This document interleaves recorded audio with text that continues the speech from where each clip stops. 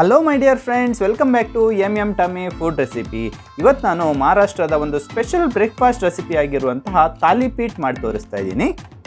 North ಕರ್ನಾಟಕದಲ್ಲಿ ತಾಲಿಪಟ್ಟು ಹಾಗೆ south ಕರ್ನಾಟಕದಲ್ಲಿ ಸಾಬುದಾನ ರವಾ ರೊಟ್ಟಿ ಅಂತ ಹೇಳುವಂತಹ ಈ ಅದ್ಭುತವಾದಂತಹ ರೆಸಿಪಿ ಮಾಡಲಿಕ್ಕೆ ನಾನು 1.5 ಕಪ್ ಆಗಷ್ಟು ಸಾಬುದಾನವನ್ನು ತಗೊಂಡಿದ್ದೀನಿ. ಮಿಕ್ಸಿ ಜಾರ್ನಲ್ಲಿ ಆ್ಯಡ್ ಮಾಡ್ಕೊಂಡಿರುವಂತಹ ಸಾಬುದಾನವನ್ನು ನಾನಿಲ್ಲಿ ಕೋರ್ಸ್ ಗ್ರೈಂಡ್ ಮಾಡ್ಕೊಂಡಿದ್ದೀನಿ. ಸಾಬುದಾನವನ್ನು ಮಿಕ್ಸಿ ಜಾರ್ನಲ್ಲಿ ಪೌಡರ್ ಮಾಡ್ಕೊಳ್ಳುವಾಗ ಯಾವುದೇ ಕಾರಣಕ್ಕೂ ನೈಸ್ ಪೌಡರ್ ಆಗಿ ಮಾಡ್ಕೊಳ್ಬೇಡಿ. ನಾನಿಲ್ಲಿ ವಿಡಿಯೋದಲ್ಲಿ ತೋರಿಸ್ತಿರುವ ಹಾಗೆ ತರಿಯಾಗಿ ಪೌಡರ್ ಮಾಡ್ಕೊಂಡಿದ್ದೀನಿ. ಮಿಕ್ಸಿಂಗ್ ಬೌಲ್ನಲ್ಲಿ ಪೌಡರ್ ಮಾಡ್ಕೊಂಡಂತಹ ಸಾಬುದಾನವನ್ನು ಟ್ರಾನ್ಸ್ಫರ್ ಮಾಡಿಕೊಂಡು 1/2 ಕಪ್ ಆಗಷ್ಟು ರವನ್ನು ಆ್ಯಡ್ ಮಾಡ್ಕೊಳ್ತಾ ಇದ್ದೀನಿ. ತಾಲಿಪಟ್ಟು ಮಾಡಲಿಕ್ಕೆ 1.5 ಕಪ್ಪು ಸಾಬುದಾನ ಹಾಗೆ 1/2 ಕಪ್ಪು ರವೆ ತಗೊಂಡಿದ್ದೀನಿ. ನಾನಿಲ್ಲಿ ಅದೇ ಮೆಜರ್ಮೆಂಟ್ ಕಪ್ನಿಂದ 2 ಕಪ್ಪು ನೀರನ್ನು ಆ್ಯಡ್ ಮಾಡಿಕೊಂಡು ಒಮ್ಮೆ ಚೆನ್ನಾಗಿ ಮಿಕ್ಸ್ ಮಾಡ್ಕೊಳ್ತಾ ಇದ್ದೀನಿ.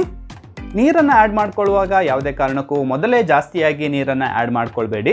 ನಂತರ ಬೇಕನಿಸಿದಲ್ಲಿ ನೀರನ್ನು ನೀವು ಆ್ಯಡ್ ಮಾಡ್ಕೊಳ್ಬೋದು. ಸಾಬುದಾನ ಮತ್ತು ರವನ್ನು ಒಮ್ಮೆ ಚೆನ್ನಾಗಿ ಮಿಕ್ಸ್ ಮಾಡಿಬಿಟ್ಟು 10 ರಿಂದ 15 ನಿಮಿಷಗಳ ಕಾಲ ರೆಸ್ಟ್ ಮಾಡಲಿಕ್ಕೆ ಬಿಡಬೇಕು. ಫ್ರೆಂಡ್ಸ್, ನೀವಿಲ್ಲಿ ವಿಡಿಯೋದಲ್ಲಿ ನೋಡ್ತಿದ್ದೀರಾ ರವೆ ಮತ್ತು ಸಾಬುದಾನ ನೀರನ್ನು ಚೆನ್ನಾಗಿ ಅಬ್ಸರ್ವ್ ಮಾಡ್ಕೊಂಡಿದೆ. ನಂತರ ನಾನಿಲ್ಲಿ ಆ್ಯಡ್ ಮಾಡಿದ್ದೀನಿ ಚಿಕ್ಕದಾಗಿ ಕಟ್ ಮಾಡಿ ಇಟ್ಕೊಂಡಿರುವಂತಹ ಒಂದು ಟೊಮೆಟೊ, ಹಾಗೆಯೇ ಗ್ರೇಟ್ ಮಾಡಿ ಇಟ್ಕೊಂಡಿರುವಂತಹ ಒಂದು ಪೊಟ್ಯಾಟೋನ ಆ್ಯಡ್ ಮಾಡಿದ್ದೀನಿ. ನಂತರ ನಾನಿಲ್ಲಿ ಚಿಕ್ಕದಾಗಿ ಕಟ್ ಮಾಡಿ ಇಟ್ಕೊಂಡಿರುವಂತಹ ಒಂದು ಈರುಳ್ಳಿ, ಹಾಗೆಯೇ ಸ್ವಲ್ಪ ಪುದೀನ ಸೊಪ್ಪು, ಸ್ವಲ್ಪ ಶುಂಠಿ, ಹಾಗೆ 2 ಚಿಕ್ಕದಾಗಿ ಕಟ್ ಮಾಡಿ ಇಟ್ಕೊಂಡಿರುವಂತಹ ಹಸಿಮೆಣಸು, ಹಾಗೆ ರುಚಿಗೆ ತಕ್ಕಷ್ಟು ಉಪ್ಪನ್ನು ಸೇರಿಸಿದ್ದೀನಿ. ನಂತರ ನಾನಿಲ್ಲಿ 1 ಟೇಬಲ್ ಸ್ಪೂನ್ ಆಗಷ್ಟು ಜೀರಿಗೆಯನ್ನು ಆ್ಯಡ್ ಮಾಡ್ಕೊಂಡಿದ್ದೀನಿ. ತಾಲಿಪಟ್ಟು ಮಾಡ್ಕೊಳ್ಳುವಾಗ ನಿಮಗೆ ಪುದೀನ ಇಷ್ಟ ಇಲ್ಲ ಅಂದಲ್ಲಿ ನೀವು ಬೇಕಾದರೆ ಕೊತ್ತಂಬರಿ ಸೊಪ್ಪನ್ನು ಸಹ ಆ್ಯಡ್ ಮಾಡ್ಕೊಳ್ಬೋದು. ಈ ಎಲ್ಲ ಮಿಶ್ರಣವನ್ನು ಒಮ್ಮೆ ಚೆನ್ನಾಗಿ ಮಿಕ್ಸ್ ಮಾಡ್ಕೊಳ್ತಾ ಇದ್ದೀನಿ. ಫ್ರೆಂಡ್ಸ್, ನೀವಿಲ್ಲಿ ವಿಡಿಯೋದಲ್ಲಿ ನೋಡ್ತಿರೋ ಹಾಗೆ ತಾಲಿಪಟ್ಟಿನ ಮಿಶ್ರಣ ಸ್ವಲ್ಪ ಗಟ್ಟಿಯಾಗಿದೆ. ನಾನಿಲ್ಲಿ ಒಂದು 1/2 ಕಪ್ ಆಗಷ್ಟು ನೀರನ್ನು ಆ್ಯಡ್ ಮಾಡ್ಕೊಳ್ತಾ ಇದ್ದೀನಿ. ಅದೇ ಮೆಜರ್ಮೆಂಟ್ ಕಪ್ನಲ್ಲಿ ಪುನಃ 1/2 ಕಪ್ಪು ನೀರನ್ನು ಆ್ಯಡ್ ಮಾಡಿಕೊಂಡ ನಂತರ ಚೆನ್ನಾಗಿ ಒಮ್ಮೆ ಮಿಕ್ಸ್ ಮಾಡ್ಕೊಳ್ತಾ ಇದ್ದೀನಿ. ಫ್ರೆಂಡ್ಸ್, ನೀವಿಲ್ಲಿ ವಿಡಿಯೋದಲ್ಲಿ ನೋಡ್ತಿರೋ ಹಾಗೆ ತಾಲಿಪಟ್ಟಿನ ಬ್ಯಾಟರ್ ರೆಡಿಯಾಗಿದೆ.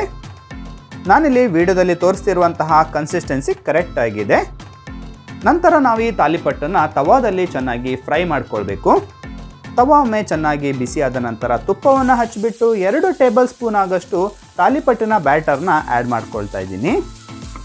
ಫ್ರೆಂಡ್ಸ್, ನಾನಿಲ್ಲಿ ವಿಡಿಯೋದಲ್ಲಿ ತೋರಿಸ್ತಿರೋ ಹಾಗೆ ಸ್ಪೂನ್ನ ಸಹಾಯದಿಂದ ತಾಲಿಪಟ್ಟನ್ನು ತವಾದಲ್ಲಿ ಈ ರೀತಿಯಾಗಿ ಸ್ಪ್ರೆಡ್ ಮಾಡ್ಕೊಳ್ಬೇಕು.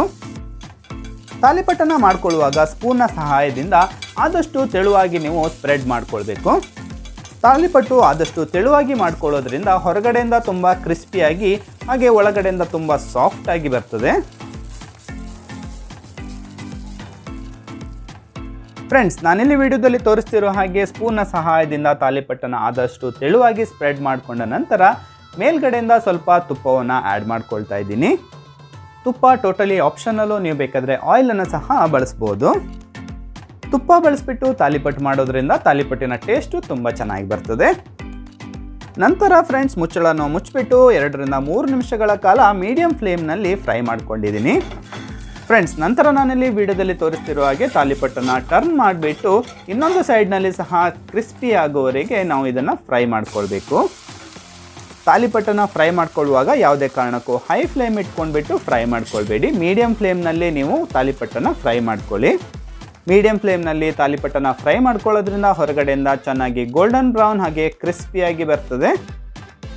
ಅದೇ ರೀತಿ ನೀವು ಈ ತಾಲಿಪಟ್ಟನ್ನು ಮಾಡ್ಕೊಳ್ಳುವಾಗ ಓನ್ಲಿ ರವನ್ನು ಬಳಸಿ ಸಹ ತಾಲಿಪಟ್ಟನ್ನು ಮಾಡ್ಕೊಳ್ಬೋದು. ಹಾಗೆಯೇ ಓನ್ಲಿ ಸಾಬುದಾನ ಸಹ ಬಳಸಿಬಿಟ್ಟು ಸಹ ನೀವು ಈ ರೆಸಿಪಿಯನ್ನು ಮಾಡ್ಕೊಳ್ಬೋದು.